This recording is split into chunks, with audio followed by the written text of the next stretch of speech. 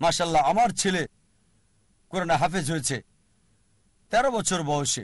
একটা ব্যতিক্রম, 1 বছরে সপ্তাহে 5 দিন, অসাধারণ। লোকজন বলে জাকির ক্রেজি, প্রতিদিন 1 ঘন্টা, সপ্তাহে 5 দিন, বছরে 9 মাস, অসম্ভব। আমাদের স্কুলের অধিকাংশ ছাত্রছাত্রী 2.5 বছর থেকে 4 বছরে হেফজ শেষ করে, তাদের মধ্যে একজন আমার ছেলে। তারপর সে ব্ল্যাক বেল্ট পেল তাইকোন্ডোতে। তবে যে বিষয়টা আমাকে বেশি আনন্দ দিয়েছে সেটা হচ্ছে তার পাবলিক লেকচার। 8 বছর বয়সে ছোট লেকচার, 10 মিনিট, 15 মিনিট, 50,000, 1 লাখ দর্শকের সামনে আমার লেকচারের আগে। আর আমি প্রথম লেকচার দেই, পাবলিক লেকচার, 27-28 বছর বয়সে। লোকজন বলতো, ও এত কম বয়সে 28 বছর। আমিও ভাবতাম 28 বছর। শেখ দিদাত 60-70-এ, আমি 28 বছরে। আমি খুব খুশি। আর আমার ছেলে প্রথম দীর্ঘ পাবলিক লেকচার, যেটা 1 ঘন্টা 15 মিনিটেরও বেশি, 119টা উদ্ধৃতি, 56টা কোরআন থেকে, 52টা বাইবেল থেকে, আর 11টা হাদিস আরবি সহ, মাত্র 14 বছর বয়সে। আমার অর্ধেক। আমি খুবই আনন্দিত। মাশাআল্লাহ, 1 ঘন্টা 15 মিনিট, 119টা উদ্ধৃতি, কোনো নোট ছাড়া। এই বছর মাশাআল্লাহ আবার লেকচার দিয়েছে। এই গত সপ্তাহের রোববারে লেকচারটা দিয়েছে, এই রোববারে আবারও দিয়েছে, misconception about Islam, concept of god. ইনশাআল্লাহ ইনশাআল্লাহ আল্লাহ সুবহানাহু ওয়া তাআলার কাছে দোয়া করি যেন তার প্রচেষ্টাকে কবুল করেন। সব সময় বলি, আমার ছেলেকে বলি, আল্লাহ তোমাকে সামর্থ্য দিয়েছেন, তবুও তোমার চাহিদাকে ছোট করে রাখো, চাহিদা কম করে রাখো। কেন? তোমার এই প্রাচুর্য নাও থাকতে পারে। তোমার উদ্দেশ্য হচ্ছে দাওয়া। আর আল্লাহ তাআলা কোরআনে বলেছেন, সূরা ফুসিলাত অধ্যায় 41 আয়াত 33, ওয়ামান আহসানু ক্বালাম মিম্মান দাআ ইলাল্লাহি ওয়া আমিলা সালিহান ওয়া ক্বালা ইন্নানি মিনাল মুসলিমিন। তার কথার চেয়ে কার কথা উত্তম, যে মানুষকে আল্লাহর দিকে আহ্বান করে আর বলে আমি মুসলিমদেরই একজন। কেন বলে, আমার মনে আছে বিয়ের সময় স্ত্রীকে বললাম যে আমি একজন ডাক্তার, মাসে তোমাকে 4,000 টাকা হয়তো দিতে পারবো। 4,000 টাকা $100 কম। আমি 4,000 টাকা প্রতি মাসে দিতে পারবো। যদি বিয়ে করতে চাও তাহলে আমাকে বিয়ে করতে পারো। মাশাআল্লাহ, সে কলেজের টিচার ছিল, যা বলেছিলাম তার চেয়ে বেশি আয় করত। সেও দায়ী ছিল। মাশাআল্লাহ, তাই ছেলেকে বলি চাহিদা কম করে রাখতে।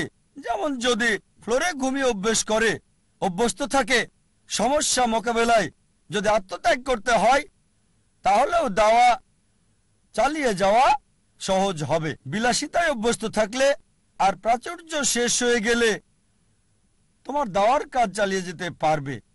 মাশাআল্লাহ, আমি দেখেছি আমার ছেলে 7 স্টার হোটেলে ফ্লোরে শুয়ে ঘুমিয়েছে।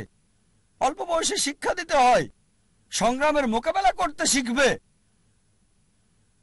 সোনার চামচ মুখে দেবে না, যা আল্লাহ সুবহানাহু ওয়া তাআলার উদ্দেশ্যের দিকে তাকে বাধা দেবে। আমি লেকচার শেষ করতে চাই। জীবনের উদ্দেশ্য অর্জনের বিষয়গুলোকে সাজিয়ে আপনার জীবনের বিভিন্ন স্তরে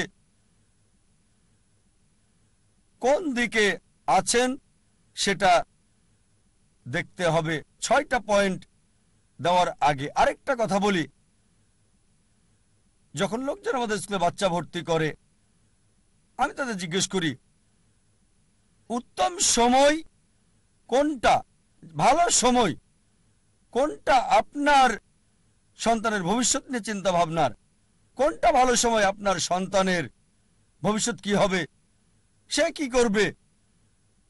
অনেকে বলেন যখন সে কলেজে যায়, কেউ বলেন না যখন স্কুলে ভর্তি হয়, কেউ বলে না যখন কিন্ডারগার্টেনে ভর্তি হয়।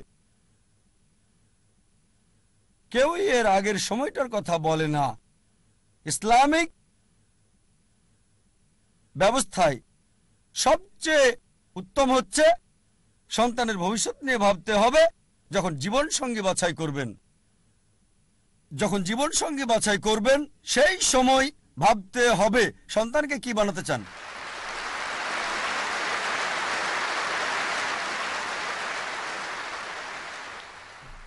কারণ তার মা বাবা পিতামাতা তাদের আসল শিক্ষক। প্রথমে আপনাকে ভাবতে হবে, সেটা আসল সময়, আপনাকে সন্তানের ভবিষ্যৎ নিয়ে ভাবতে হবে। জীবনের উদ্দেশ্যগুলো সংক্ষেপে বলছি, যা একজন মানুষকে ভাবতে হয়। 1 নাম্বার হচ্ছে, যখন শিক্ষা দেবেন দেখতে হবে কোন প্রতিষ্ঠানে পড়াচ্ছেন। স্কুল, কলেজ, যেটা দুটোরই সুযোগ সৃষ্টি করবে আখিরাত এবং দুনিয়া। শুধু এই দুনিয়ার ডিগ্রি আপনাকে সাহায্য করবে না, এমন একটা স্কুলে দেন যেখানে দুনিয়া এবং আখিরাত দুটোই হয়। আর ইনশাআল্লাহ এই উদ্দেশ্য নিয়ে শুরু করেছে ইসলামিক ইন্টারন্যাশনাল স্কুল। আর যদি আল্লাহ চান আমাদের স্কুলের আরো শাখা বাড়ানো হবে। দ্বিতীয় হচ্ছে, দেখবেন তার বন্ধুদেরও যেন একই জীবনের উদ্দেশ্য থাকে। বন্ধু হতে হবে ইসলামিক। যখন বড় হয় এমন প্রতিষ্ঠানে যোগ দেবে যার লক্ষ্য এবং উদ্দেশ্য কোরআন এবং সহিহ হাদিসের ভিত্তিতে। ইসলামিক প্রতিষ্ঠানে যোগ দিন, তবে যুক্ত হওয়ার আগে দেখবেন সেই প্রতিষ্ঠান আল্লাহ সুবহানাহু ওয়া তাআলার কোরআনের নির্দেশ এবং নবী মুহাম্মদ সাল্লাল্লাহু আলাইহি সাল্লামের কথা মেনে চলছে কিনা। চতুর্থ হচ্ছে, যখন পেশা বাছাই করবেন, আল্লাহ বলেন সূরা আল ইমরান অধ্যায় 3 আয়াত 104, তোমাদের মধ্যে যারা ভালো কাজ করার জন্য অন্যকে আদেশ করবে, মন্দ কাজে নিষেধ করবে, আর তারাই মূলত সফল কাম। আল্লাহ বলেন সূরা ফুসিলাত অধ্যায় 41 আয়াত 33, ومن أحسن قولا ممن دعا إلى الله وعمل صالحا وقال إنني من المسلمين। তার কথার চেয়ে কার কথা উত্তম যে মানুষকে আল্লাহর দিকে ডাকে, সৎকর্ম করে আর বলে আমি মুসলিম। এমন পেশা বাছাই করতে হবে যেটা আল্লাহ সুবহানাহু ওয়া তাআলার দিকে নিয়ে যায়। আল্লাহ সুবহানাহু ওয়া তাআলার বার্তা পৌঁছে দেয়া, তার চেয়ে আর কখনো কোনো ভালো পেশা হতে পারে না। 5 নম্বর, একই উদ্দেশ্য আছে এমন জীবন সঙ্গী বাছাই করতে হবে, একই লক্ষ্য আল্লাহ এবং তার রাসূল, আল্লাহ কেন্দ্রিক। আর 6 নম্বর পয়েন্ট, কোরআনের আয়াত দিয়ে আলোচনা শেষ করতে চাই। সূরা আনাম অধ্যায় 6 আয়াত 162 বলা হয়েছে, إن صلاتي ونسكي ومحياي ومماتي لله رب العالمين। আমার নামাজ, আমার কুরবানি, আমার জীবন, আমার মৃত্যু আল্লাহর জন্য, বিশ্ব ব্রহ্মাণ্ডের মালিকের জন্য। ওয়া আখিরু দাওয়ানা আনিল হামদুলিল্লাহি রাব্বিল আলামিন।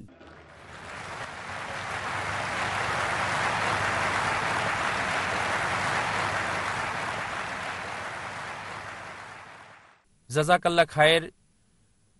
ডাক্তার জাকির নায়েক গুরুত্বপূর্ণ বিষয়ে এমন